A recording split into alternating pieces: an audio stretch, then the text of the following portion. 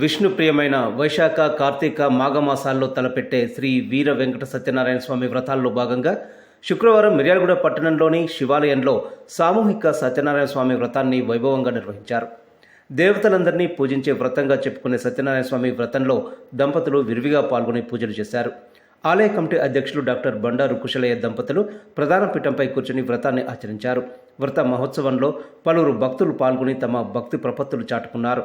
Rice millers association రాష్ట్ర ఉపాధ్యక్షులు Karnati Ramesh, Miryalaguda rice millers association అధ్యక్షులు గౌరు శ్రీనివాస్, రమేష్, బొగ్గారపు మట్టయ్య తదితరులు పాల్గొని పూజలు చేశారు.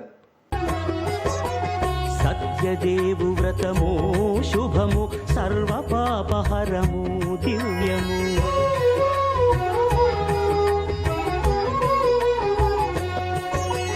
సత్యదేవు వ్రతము శుభము, సర్వపాపహరము దివ్యము. సత్యనారాయణ వ్రతము, శ్రీ సత్యనారాయణ వ్రతము. సత్యనారాయణ వ్రతము, శ్రీ సత్యనారాయణ వ్రతము. పేదాధనిక విభేదము లేక, జాతి మత విచారణ లేక. పేదాధనిక విభేదము లేక, జాతి మత విచారణ లేక. సర్వులు ఒకటై నిర్వహించుటకు సత్యదేవు వ్రతమొక్కటి సాక్షి. సర్వులు ఒకటై నిర్వహించుటకు సత్యదేవు వ్రతమొక్కటి సాక్షి. సత్యనారాయణ వ్రతము, శ్రీ సత్యనారాయణ వ్రతము. సత్యనారాయణ వ్రతము, శ్రీ సత్యనారాయణ వ్రతము.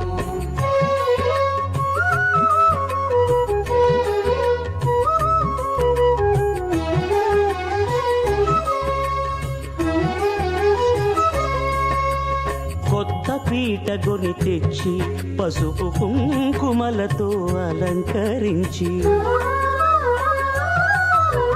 కొత్త బట్ట పీఠముపై నుంచి తండులముల నిండుగా సవరించి, వక్కలాకులను చక్కగా పరచి దిక్కు నీవెయని మ్రొక్కవలెను. తొలిదొల్త గణపతిని పూజించి, తలను భక్తి పూజాక్షతలుంచి, పంచపాలకుల నవగ్రహముల అష్టదిక్పతుల నర్చించవలె. సత్యనారాయణ వ్రతము, శ్రీ సత్యనారాయణ వ్రతము. సత్యనారాయణ వ్రతము. శ్రీ మహాత్ముడు ఎక్కడుంటాడయ్యా అంటే ఇందుగరుడు అందుగరుడు ఎన్నెన్నో వెతికినను అంతంతే గరుడు అని మనకు ప్రహ్లాదుడు చెప్పాడు. కాబట్టి శ్రీ మహావిష్ణువు అంతటా వ్యాపించి ఉన్నాడు. ఉంటుందా వైకుంఠం? సుగంధ పరిమళమైన పువ్వులతోని, అంటే అక్కడ ఆనందమే తప్ప ఇంకొకటి లేదు. ఆపద ముక్కుల వాడ, అనాథ రక్షక, ఓ ఏడు కొండల వాడ, ఓ శ్రీ మహావిష్ణు, నీ కోసం ఎన్నెన్ని కొండలు తిరిగినా, ఎన్ని సముద్రాలు వెతికినా, ఎన్ని నామాలు పలికినా మాకు ఆనందమే కానీ అలుపనేదే లేదయ్యా. అటువంటి ఉత్తమోత్తమైన పురుషోత్తమ రూపమయ్యా నీది. కాబట్టి 4 చేతుల్లో కూడా శంఖము, చక్రము, గదా, పద్మము అనే 4 ఆభరణములు ధరించినటువంటి ఓది ఆదిమధ్యాంతరహిత శ్రీమన్నారాయణ ప్రభు భూలోకంలో నీ చేత సృష్టించబడిన సృష్టి అంతా కూడా కొన్ని కారణాల చేత వాళ్ళు మనశ్శాంతిని పొందలేకుండా ఉన్నారయ్యా. మరి వాళ్ళకి మనశ్శాంతి కలగాలంటే ఎటువంటి ఉత్తమమైన కార్యం ఆచరించాలి, దానికి అధినాయకుడు ఎవరు, ఆ వివరం అంతా కూడా మాకు తెలియచేయండి అయ్యా. భూలోకములు మోక్షము కలగటానికి ఉపాయాన్ని తెలియచేయండి అని నారదుల వారు ఈ భూలోక ప్రజలందరి దృష్టిలో పెట్టుకొని ఈ ప్రశ్నను అడిగారు. అప్పుడు శ్రీ మహావిష్ణు వారు దానికి సమాధానం చెప్తున్నారు. ఓ నారదమునింద్ర, నీవు లోకం కొరకు అడుగుతున్నావు కాబట్టి చెప్తున్నాను, కానీ లేనట్లయితే ఇది రహస్యమైనది, ఎవరికి చెప్పేది కాదు. లోక కళ్యాణం కొరకు ఎంతటి రహస్యాన్నైనా బయట పెట్టవచ్చును అని చెప్పారు. ఆ రకంగా శ్రీ మహావిష్ణు వారు చెప్తున్నారు. అయ్యా, నేను కలియుగంలో సత్యనారాయణ, సత్యదేవ, సత్యేశ్వర అనే పేర్లతోని అవతారం దాచుతూ ఉన్నాను. దానిని ఏ మనుష్యుడైతే గుర్తిస్తాడో తప్పక వారి యందు నా అనుగ్రహం కలుగుతుంది అని చెప్పాడు. స్వామి, ఆ గుర్తించడానికి ఉపాయాలు చెప్పండి అని అన్నాడు. అప్పుడు ఆ స్వామివారు చెప్తున్నారు, అయ్యా, ఈ యొక్క వ్రతము చేసుకునేటువంటి వారు కార్తీక మాసము, మార్గశిర మాసము, మా ఫాల్గుణ మాసము, జ్యేష్ఠ మాసము, వైశాఖ మాసము ఇట్లాంటి మాసాల్లో చేసుకోవాలి అని చెప్పారు. ఒకవేళ కుదరకపోతే ఏదైనా పౌర్ణమి నాడు కానీ, ఏకాదశి నాడు కానీ, మాస శివరాత్రి నాడు కానీ, రవి సంక్రమణ దినమునందు కానీ ఆచరించుకోవచ్చయా అని చెప్పారు. అప్పుడు కుదరకపోతే ఏదైనా తనకు కష్టం వచ్చినప్పుడు కానీ, నష్టాలు వస్తున్నప్పుడు కానీ, బాధలు కలుగుతున్నప్పుడు కానీ, అనుకున్న పనులు నెరవేరినప్పుడు కానీ ఆచరించుకోవచ్చయా అని చెప్పారు. వ్యామోహం దేని మీద? పూజ చేసేంతసేపు మన మీద మనకే వ్యామోహము ఉండకూడదు. అంటే మన మనస్సు ఎక్కడ ఉండాలి? అప్పుడు భగవంతుడి మీద ఉండాలి. ఆ రకంగా ఈ యొక్క వ్రతం చేసుకోవచ్చని చెప్పారు. ఈ వ్రతం చేసుకునేటువంటి వ్యక్తి తెల్లవారుజామున నిద్రలేచి స్నానము, సంధ్య, అనుష్ఠానము నెరవేర్చుకొని శుచి అయి ఉన్న వాటిలో మంచి బట్టలు కట్టుకొని, కొత్తవే కట్టుకోమని ఏ శాస్త్రం చెప్పలేదు. చెమట వాసన రాకుండా, మన బట్టలు మనకి కంపు కలగకుండా ఉన్న వాటిలో మంచి బట్టలు కట్టుకోమని చెప్పాడు. ఆ తర్వాత తాను సాయంకాలం వరకు ఉపవాసం ఉండి మరలా సాయంకాలం స్నానం చేసి శుద్ధి చేసుకొని ఎక్కడైతే ఈ వ్రతం చేస్తాననుకుంటున్నాడో అక్కడ ఆవు పేడ చేత అలికి.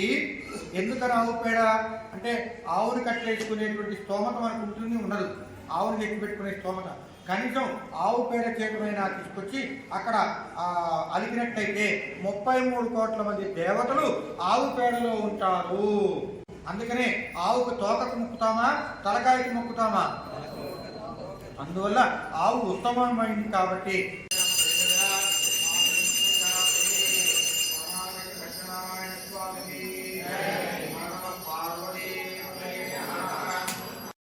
కొట్టేసి ఉత్సాహాన్ని చూపించకండి.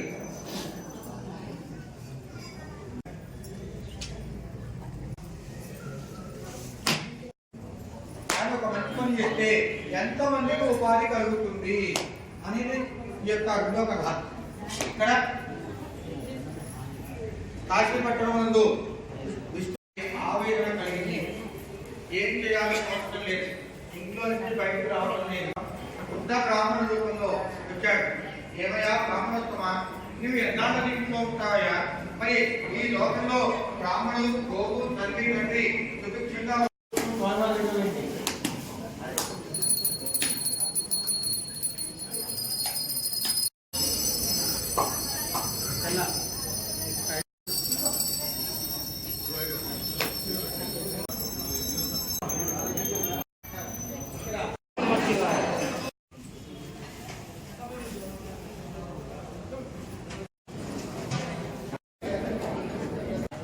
పెట్టారా? అదే అంటున్నా.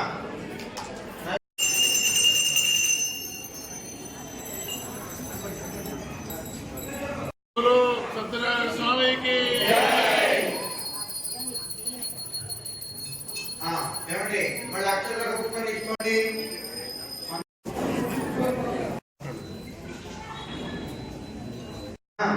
ఆచరిత కల్పోక్త ప్రకారేణ ధ్యాన ఆగమ నాయవై యథాస్థానం ప్రవేశయామి. మమ మీరు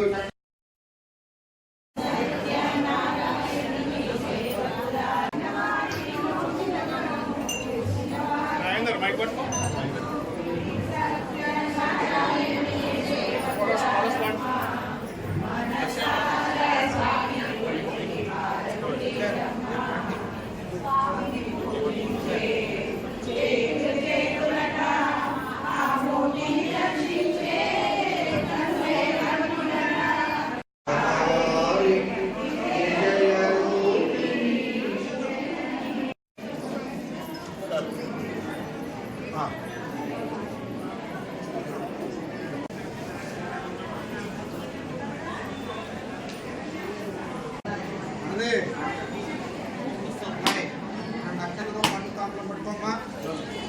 కూర్చోండి, లేవకండి.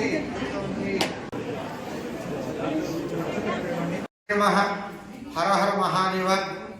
భక్తమాశయులారా, మన మిర్యాలగూడ పట్టణంలో నాకు తెలిసి 200-300 సంవత్సరాల దేవాలయం అనే పేరు విన్నాను నేను. అంతకుమించి ఎక్కువనే ఉండొచ్చు. మన స్థానిక శివాలయం. మా నాన్నగారు, మా తాతగారు చెప్తూ ఉండేవారు ఈ శివాలయం మహిమ గురించి. అలాగే ఈనాడు మన అత్యంత వైభవంగా కార్తీక మాసంలో కన్నుల పండుగ అందరికీ అన్ని సౌకర్యాలతోని మన చైర్మన్ గారి ఆధ్వర్యంలో వారి కమిటీ ఆధ్వర్యంలో భక్త మహాశయులకు అందరి సహాయ సహకారాలతో ఈనాడు సామూహిక సత్యనారాయణ స్వామి వ్రతాలు మనందరం చేసుకోవడానికి ఆ స్వామి మనకిచ్చిన అవకాశంగా భావిస్తున్నాం.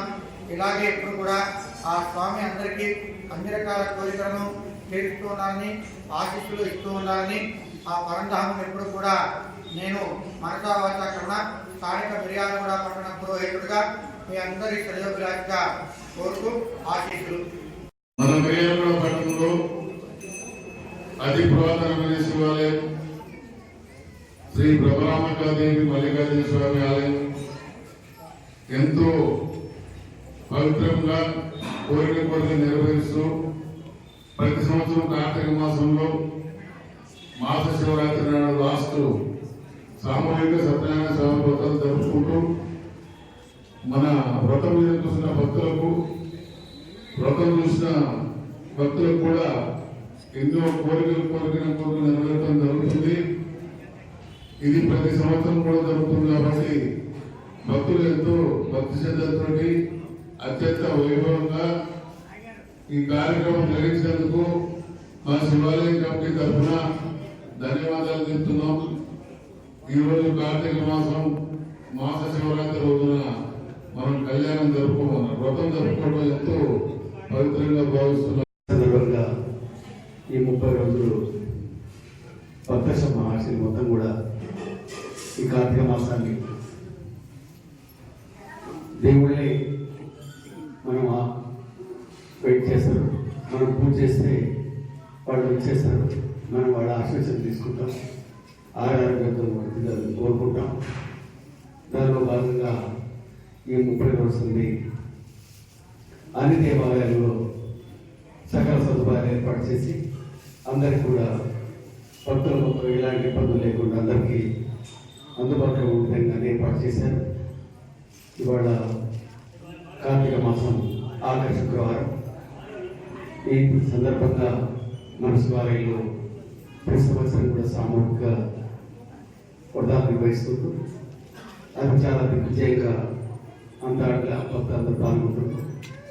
ముఖ్యంగా ఒకరోజు చేయడం వేరు, 2 రోజులు చేయడం వేరు. సంవత్సరం తరబడి ప్రోగ్రామ్ని తప్పకుండా మర్చిపోకుండా కార్యక్రమాన్ని నిర్విరామంగా కొనసాగించాలంటే చాలా కష్టం. అయినా భగవంతుడి నిర్ణయం వల్ల తప్పకుండా కార్యక్రమాన్ని కొనసాగించాల్సి వస్తుంది. దానిలో భాగంగా ఆలయ కమిటీ అధ్యక్షులు వాళ్ళ కార్యవర్గం మొత్తం కూడా చాలా భక్తి శ్రద్ధతో ఈ కార్తీక మాసం మొత్తం కూడా అందులో జరిగే దీపోత్సవాలకు కూడా చాలా సక్సెస్ఫుల్గా అందరికీ సేవలు అందించారు.